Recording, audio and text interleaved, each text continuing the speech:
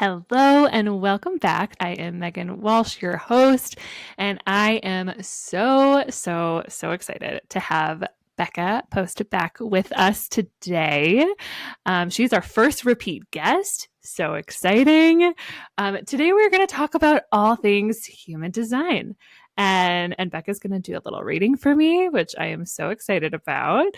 But just to remind you all, if you did not listen to Becca's first episode, so Becca is a clinical social worker, mental health therapist, and coach. She has her clinical training in psychotherapy models with holistic tools and spiritual practices, and she has created a whole forward model of change for her therapy and coaching practice, which is incredible. And as you will see today, that this is part of that. Human design is part of that forward model of change. So I can't wait to learn more. I know a little bit, but can't wait to learn more. So Becca, welcome back. Thank you for being here. Yay, I didn't know I was your first repeat guest. I'm so excited. Yeah, I know. I'm so honored. Oh, of course. So excited. So yeah, welcome back. First of all, how are you? I'm check pretty in. good. Pretty good. Life is chaos. My son is almost 2, and his human design is coming out full throttle with Oh my gosh, hitting that toddler phase. So yeah, totally. It's super fun.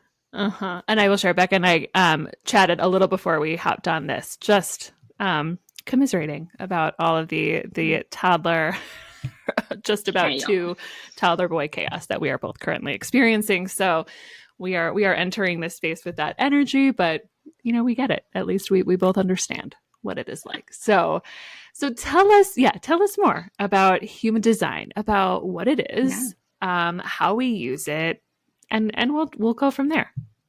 Yeah, so I found just like a little bit of background. I found human design during 2020 when I was obviously, like, the world was in a pandemic, right? Everybody was losing their minds, and I lost my mind for like the first 3 months, and suddenly I was like, this is the best thing that's ever happened to me. Yes. And I never want to leave this bubble. Like, I straight up thrived during the pandemic, and I was like, why?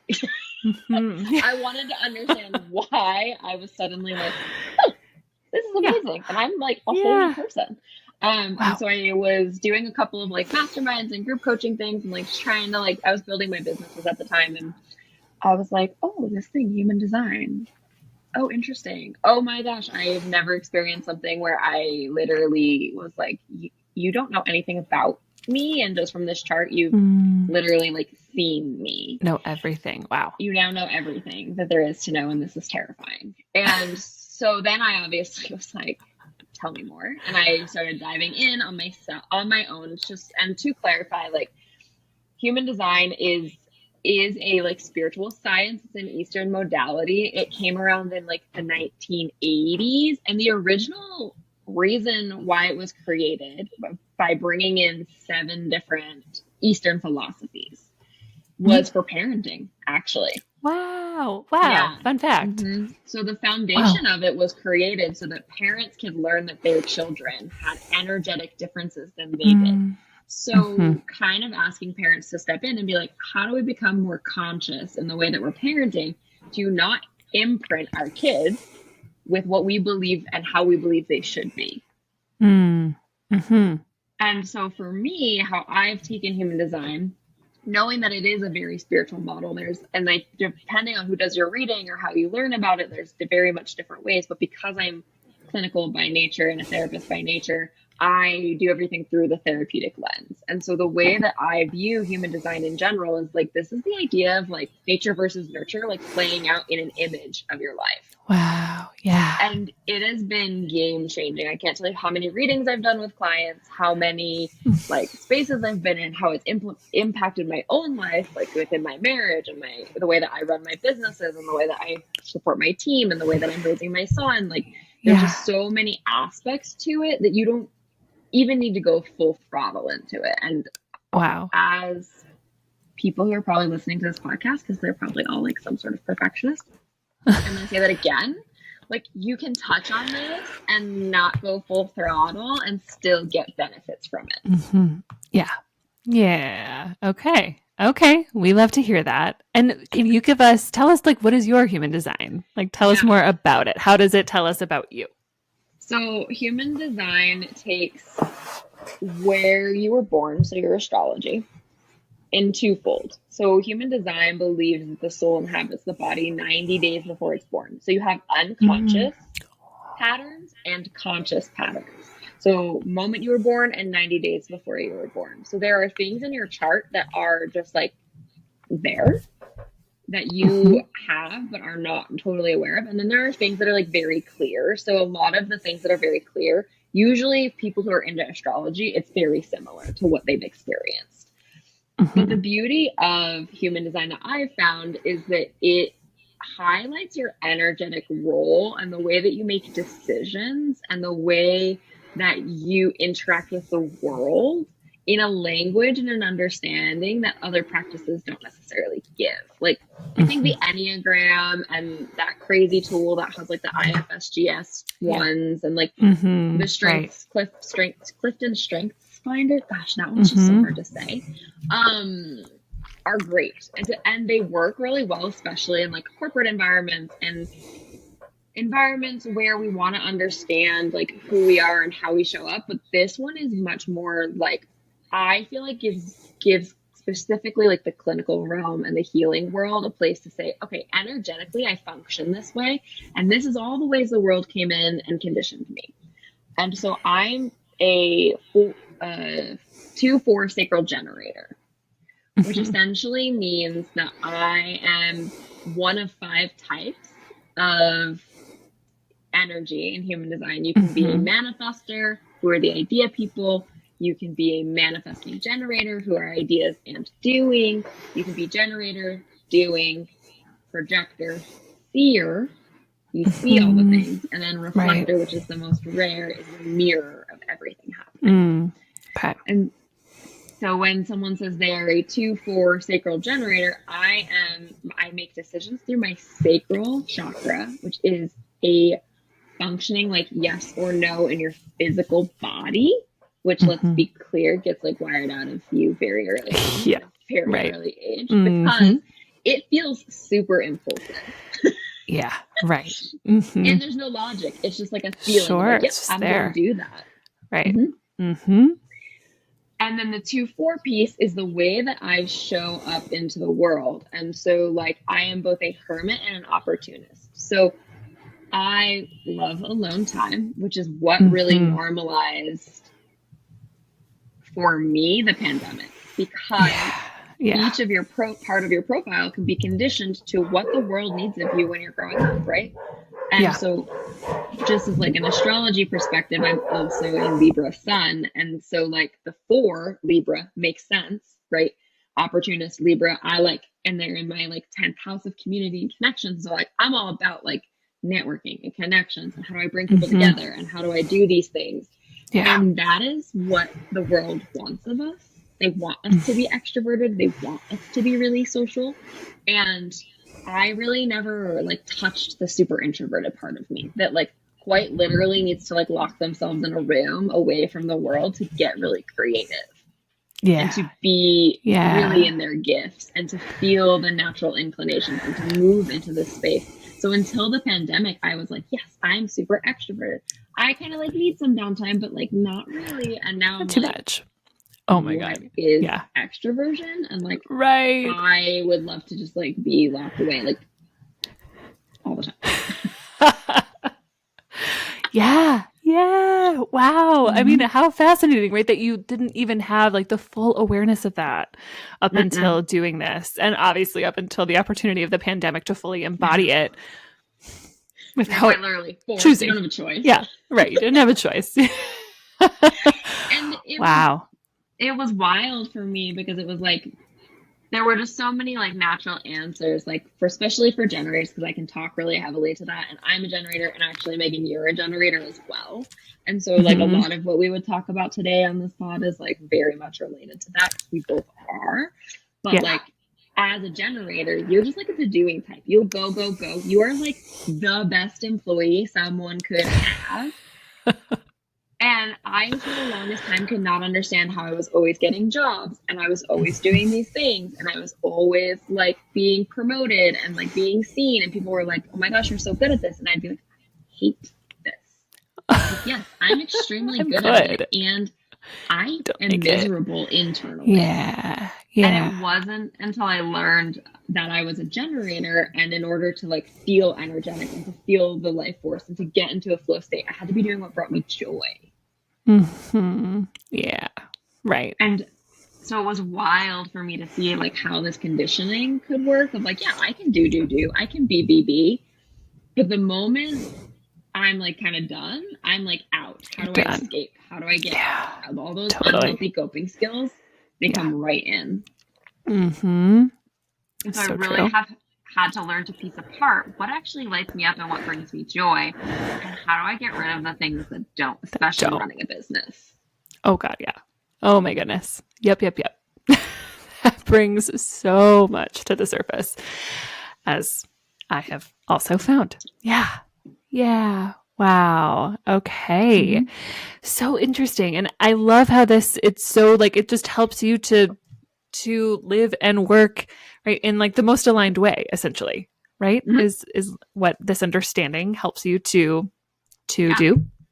Yeah. It helped me. It helps for sure. And it helps. I have seen the difference specifically, especially with parenting. Like I do think, because my son is a 5-1 emotional manifester, which is funny because you're a 5-1 emotional generator. Yeah.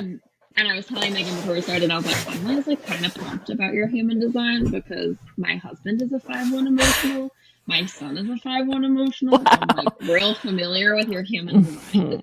Yep. You get it. But okay. I am, as the like primary generator in my family, I'm like, let's go, let's do this thing. I want to complete things. I don't want to like do it. My husband sometimes is like, are you manic? Like, what's happening? But I just get like really excited. Yeah, for sure. And having a manifestor son, because they're designed to be the idea people, they don't like confinement. They don't like boundaries. They don't like rules. They are like very testy.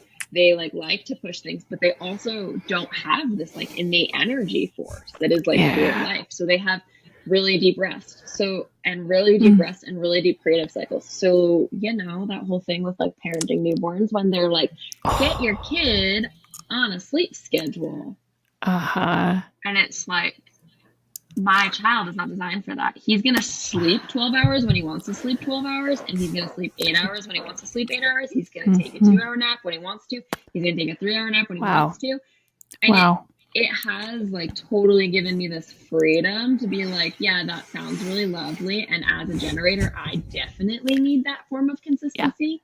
Yeah. Oh yeah. That he does not need and does not seek.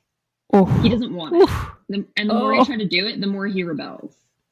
And he's not even 2. Yeah, he's not even 2. Oh, goodness. Yep. Oh, yeah. Okay. I hear that.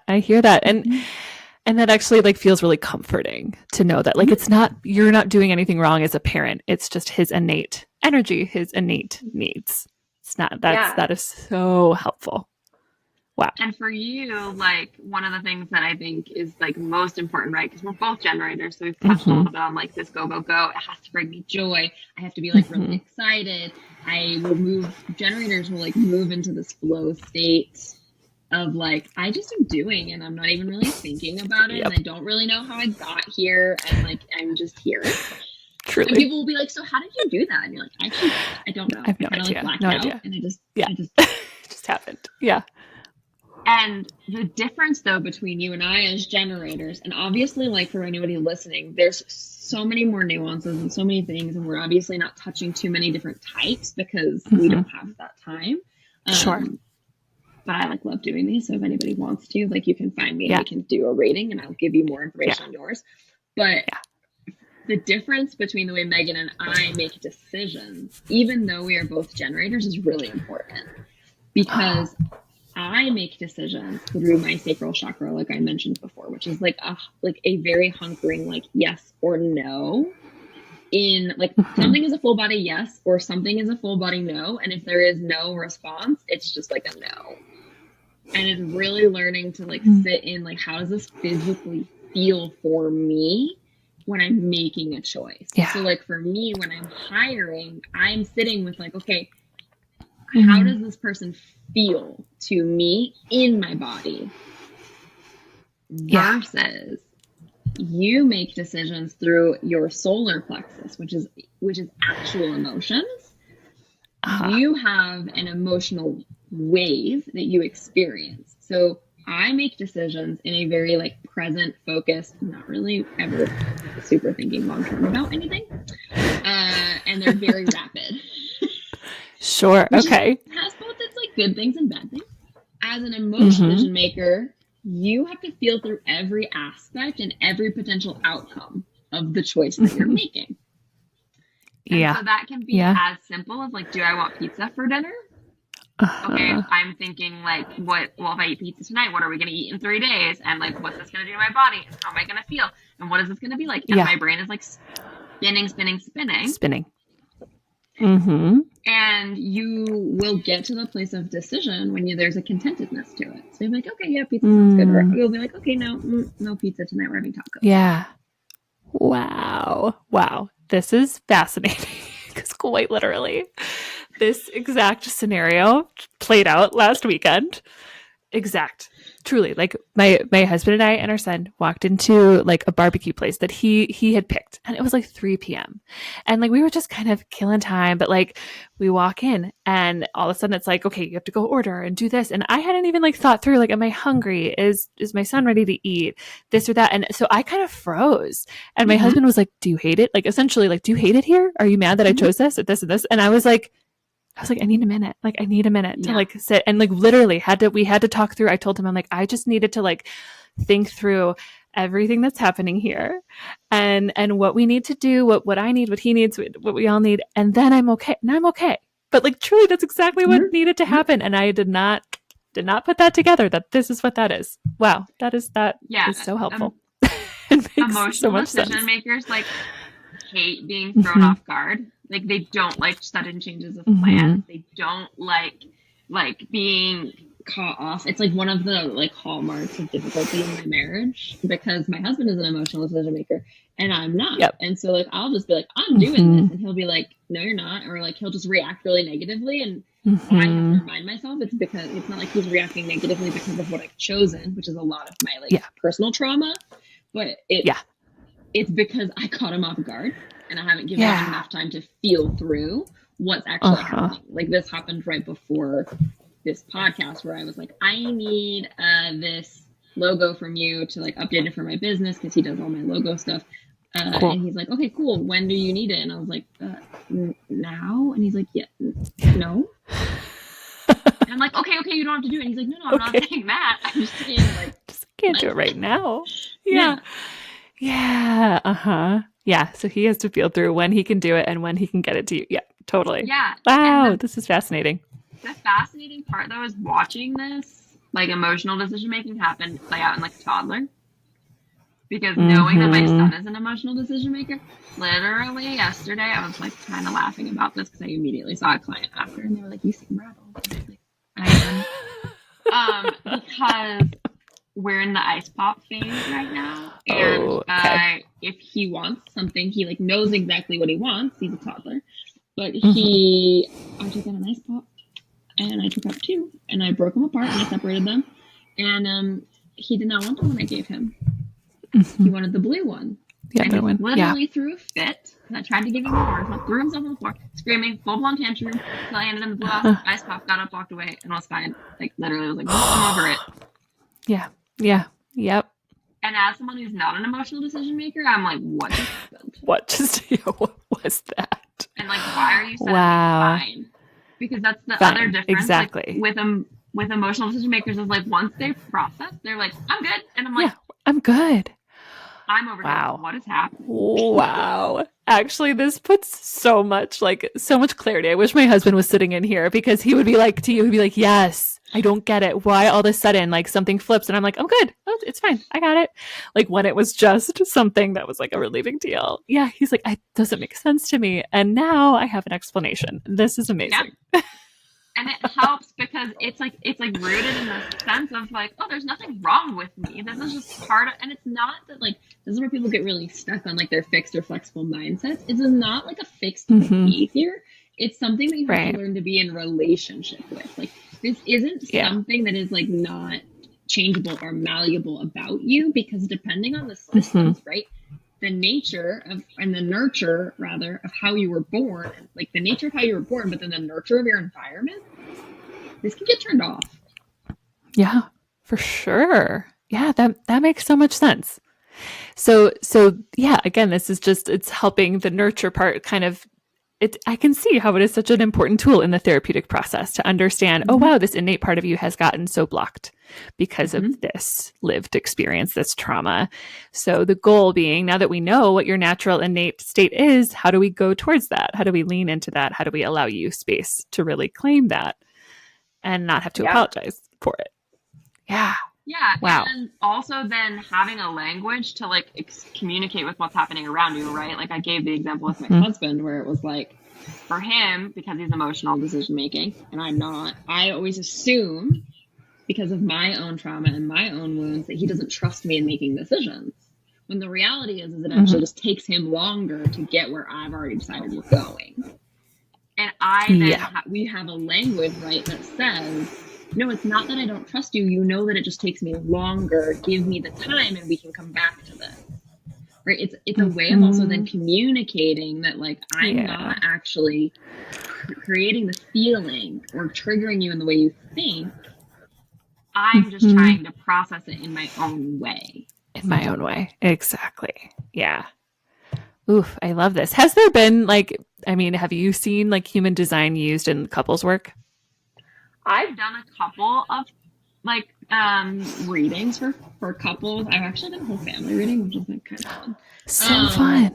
Wow. But I actually have a friend who is an MFT, what are they called? AMFTs, where she's like still under her license. She just finished. Oh yeah. And she is also, she started as a human design reader, then went to school, then became a therapist, and now she's implementing it. And I think she's working with some couples using it. So cool. Yeah. This isn't like super well known in the therapy world. There are like a lot of MFTs. There's like a whole series of books for therapists written by an MFT who does use it. Okay. But I think like, I don't know a whole lot of therapists that are using it. I have done couples readings and usually it's when there's like a whole lot of like, just like missing each other. They're just, and it's not that there's any problem in the relationship. It's just like, we just keep missing. What are we missing about each other? Right. Totally. And this just helps to learn how to communicate, right? What is happening? It helps, and especially learning this is what is happening for your partner. So like when we project what we think is happening, like this just really helps to clarify that. Okay. To be really honest right now, Becca and I, we just went ahead into the future about a month. And we're back. We're back to this conversation, which we, to you, we were talking about couples work in human design. We were just making sense for ourselves in the messy way that we do, where to jump back into. But we're just being raw and honest that this is where we're at. We're a month and a half ahead. So, here we are. And so we're going to, dive back in to having Becca teach us a little bit more about the use of human design in couples work. Yeah, so I think when you're thinking about using human design in your relationship, the key things you really want to take away are understanding how you and your partner both make decisions, right? Because one of the things that makes everything in a relationship so hard is that you make decisions differently. It's so rare that you and your like spouse or even your friends make decisions in the same way. Like we all have that one friend in our group that's the planner. We all have that one friend in the group that's like the go with the flow. We all have we all exist. And so knowing this about yourself and specifically your partner, if you're a therapist listening, and how your couple is like showing up in therapy, then it's a game changer. Like, because you have a language for it. Oh, you make decisions. Like Megan makes decisions through her emotions. I make decisions through my sacral. And so for me, everything is an immediate yes or no. And for Megan, it's wait and see. Wait and see. Oh, yep.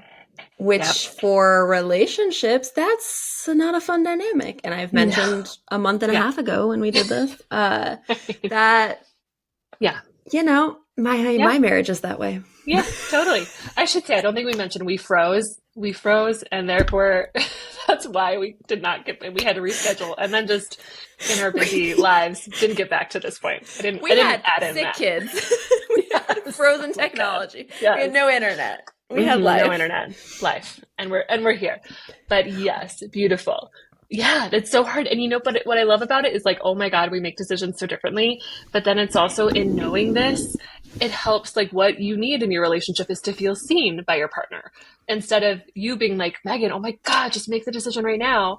It's like, oh, I get it. You have to wait and see. So I'm going to let you do that. As you're saying that, there's this, oh my gosh, I literally connect. David Rico, I think is his name. He's like a PhD or some sort of mental health therapist. He has a book called like How to Have a Relationship as an Adult. And it's all about the 5 A's of attachment, right? And it really is this idea of like, we just want to be seen and we want to be heard and we want to be felt and we want to be allowed and we want to be like accepted. And knowing these things in any sort of relationship in human design, it helps make it easier. Like it helps give you these chances to talk things through, to explore them, to have a language to say like, this is how I process things. Therefore, I need this, right? So like if you have an open solar plexus or a closed solar plexus, you either have you're either a non-emotional, which doesn't mean you're not emotional. It just means your emotions are very centered to you, or you have, or rather to the world, or you're an emotional and your emotions are centered to you specifically, right? And so you can then figure out how to communicate that so you create a space for this sense of allowing and being seen and being heard. And so really my takeaway whenever I'd introduce human design to couples, which also as a disclaimer, I don't see couples like as a clinician, like unless I'm like guiding them through something very, very specific with a client I already have. I am not a couples therapist, just to be clear. Just to be clear.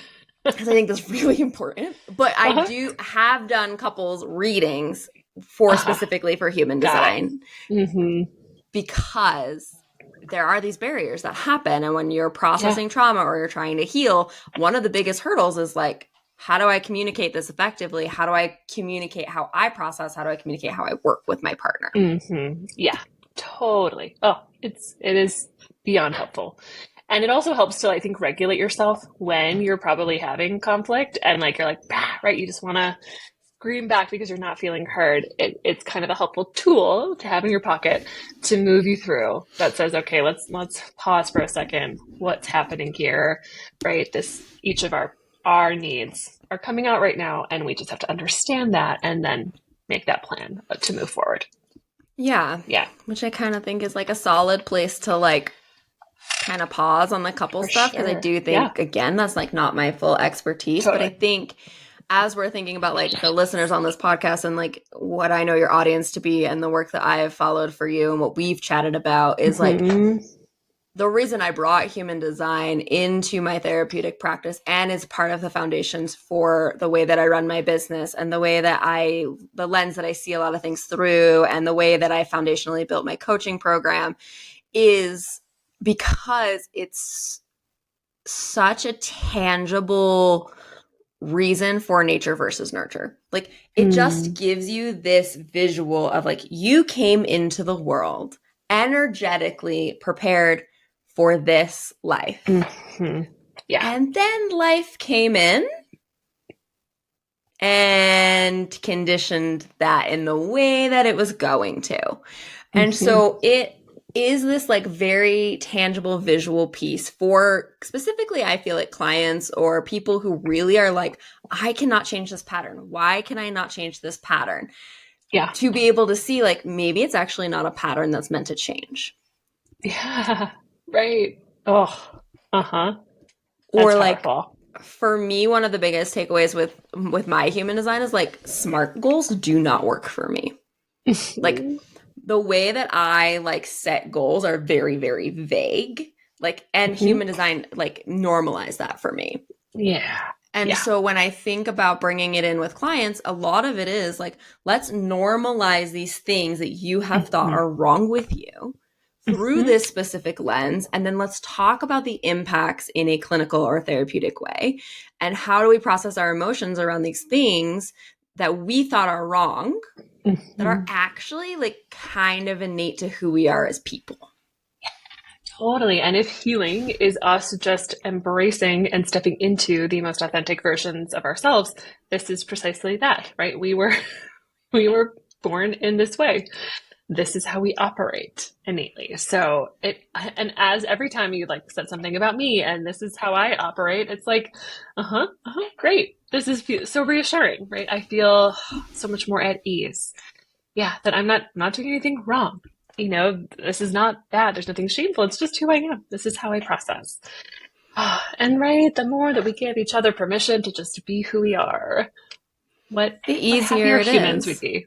Yeah, like the easier, the happier, the more at ease we are, and the more like moments of peace and contentment and satisfaction we can have, because sometimes we've spent so long, and this is like my own personal journey and a lot of what I built Forward Healing on, right, is like moving from therapy couch to therapy couch, talking about the same thing over and over again without really saying like, but what do I want?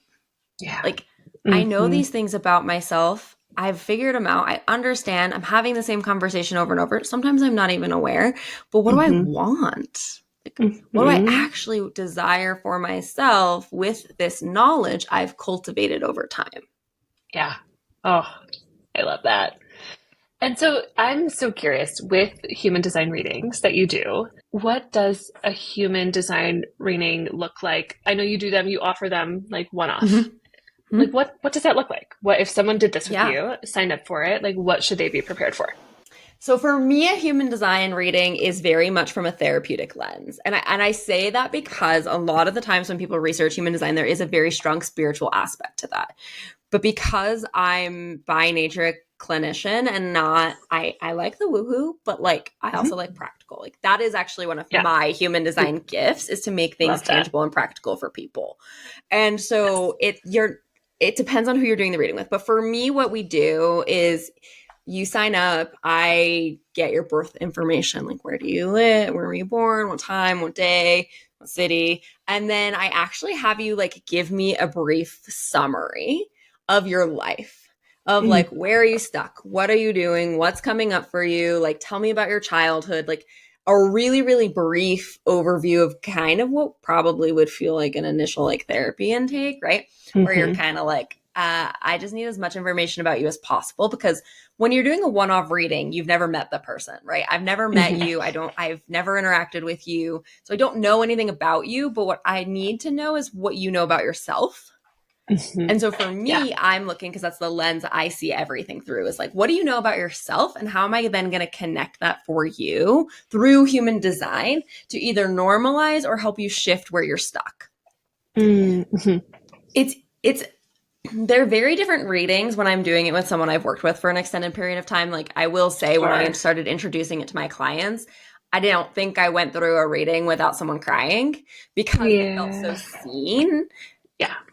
When I do the one-off ones, they tend to be far more directed and directive, where you're going to leave with practical tools. We meet for 60 minutes. It's recorded. I give you a workbook after so you can reference it. Cool. Like you get all these things, because the human design is a lot. Like I'm not even at the like depths of it as like a person who does the readings. I stay pretty high level because it's what they call a transmutable science. And so basically you're going to take what you need to take and you're going to leave the rest, and then you're going to come back to it when you need it again. And so a little bit different than astrology in that way, because I mean, I'm a big like astrology person. The Chani app is like my Bible. Oh yeah, totally. But different, because it can guide you in your day-to-day, but not the same way. And that's not how I use it. What I'm using it is for you to have a lens of this nature versus nurture conversation you're constantly having with yourself, of like, well, I feel unworthy all the time.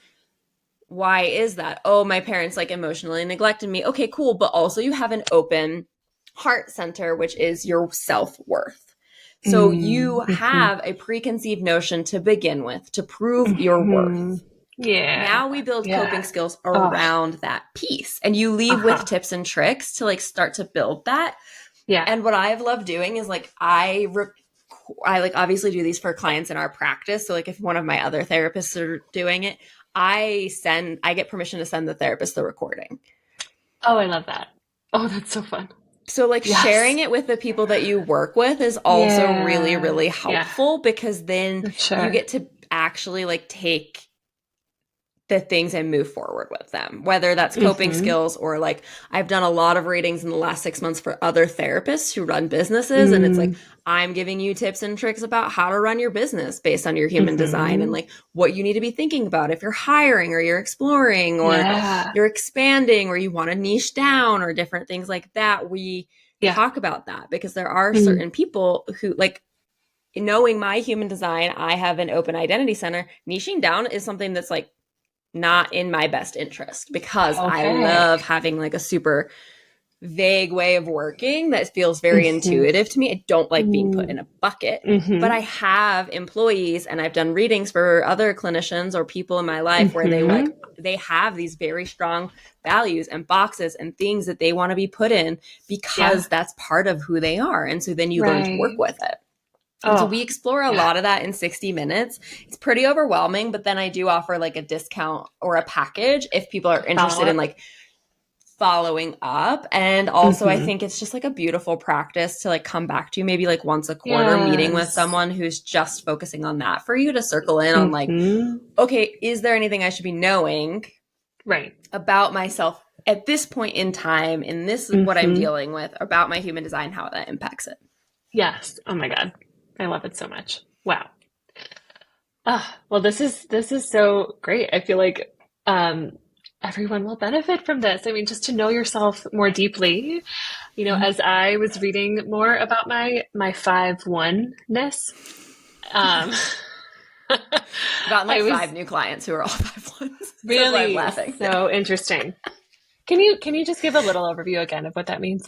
Yeah, so 5-1s are heretics and investigators. It's your human design profile. So every human design like pull has a profile, an authority, a strategy, like different pieces to it. And the profile is kind of how you show up in the world, but also how you process the world. And Megan is a 5-1, which is like a heretic and investigator. So she loves information. She loves having never enough information, and she will not share until there is what will feel like enough information, but there never feels like there's enough information to pull a trigger to make it to like do something. To make a decision. Yeah. Yeah. Versus me, I'm a 2-4, which is a opportunist and a hermit. And so mine is a very like intuitive profile. So like I kind of just like do. Like if I spend like I thrive when I get to go on an airplane and like put my headphones in and just like work where no one can talk to me or bother me, but I'm like trapped.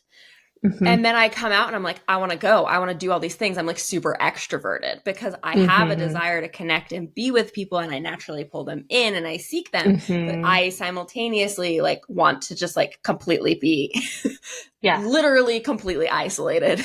Totally. Oh my God. Yes. And then come out. And for me, information is like an overload. Like I have the opposite tendency is like if I take in too much information, I'm like notorious for having to do other things while in a training because if I'm taking in too much information, I actually don't translate it to the way that I need to experience it. And then the way that people work with me need to experience it. Literally the opposite. Yeah, which is, it's so fascinating because right on the surface, we could look very similar, right? Like we run businesses, we do very similar things, like, but right, we operate so differently, and that is so important. One thing I also read about my 5-1-ness, and I think this the specific type of it that I have, that Taylor Swift also has it. So that felt like, did you feel like you won? feel like I won. Yes. But there was, there was something about like the way in which something in this one, it's like the way people project onto her. Mm-hmm. Like they project either like there can be like these two sides, like either a lot of like, we love you, right? Or like we hate you, like this kind of these two extremes, which I have felt actually often at times in my life. And something about that like feels like, I was like, oh, right. Like I feel seen. Like that actually makes a lot of things make sense about sometimes what I perceive or how I know that like things can get projected in different ways. So super fascinating. Yeah. I'm kind of happy you like dove into it. Oh yeah. It's me getting more information, obviously. I know. It's your 5-1 nature. That's like what I love about 5-1 clients is like, I'm going to give you all the resources, you go talk about it, and we'll bring it to our next session. Like, that's like a great example, though, of like how this plays out in like a healing field, not from the spiritual perspective, but being able to like actually understand your client and be like, I know that you're going to have to go research this to like have any buy-in, anything that I'm saying. So like, here you go. Let's talk about it when you get back. Because that's the only way this is going to work. Yeah. Oh, yeah. Absolutely. And so if someone is interested in learning more and or having a reading of their own, how can they get in touch? Yeah. So following us and us, I have like a whole group, a whole team. There you go. People. Yes. I'm getting used to the language of me and us. It's a weird thing. On social media and at forwardhealing.co is probably one of the easiest. And then I'll give you the link. You can just link it in the show notes to do a reading because literally it's just a Calendly link. And then if someone like has questions or wants to dive deeper, or they're like, I've already done one human design reading, they can like DM me or shoot me an email through our website to ask those questions. Great. I love it so much. So exciting. Anything else that you want to share before we end our 1-part episode? Not at the moment. Not that I can think of. I think hopefully it meshes. Hopefully it makes sense. Yep. Hopefully there's a flow to the chaos. And if you're listening, like this is literally healing, right? Like as I was saying to Megan before we hit record was like, this is healing. Healing is stop and go, stop and go, stop and go. Yep. And we are being super imperfect and, we're putting it all together. So, you know what? I actually have one more question for you. If someone is sitting here still like not sure, like, do I need a human design reading? What would make you, what do they need to know for them to say whether they need one or not? What do you have to lose by doing it? Like, what's the worst thing that's going to happen if you do it? Right? And what's the best thing that's going to happen if you do it? Yeah, you might gain something, you might gain nothing, but if you're stuck or you're looking for something or you feel like you keep recreating patterns and you can't figure out why, or you're like, I don't know what I want to do with my life, I hate my career, like if you're in some sort of transition phase, specifically, I think that these types of tools just can exponentially like project you forward. Love it. Forward healing. Boom. Weird. I'm just like bringing it all together, It's your whole thing. I love it. Oh, amazing.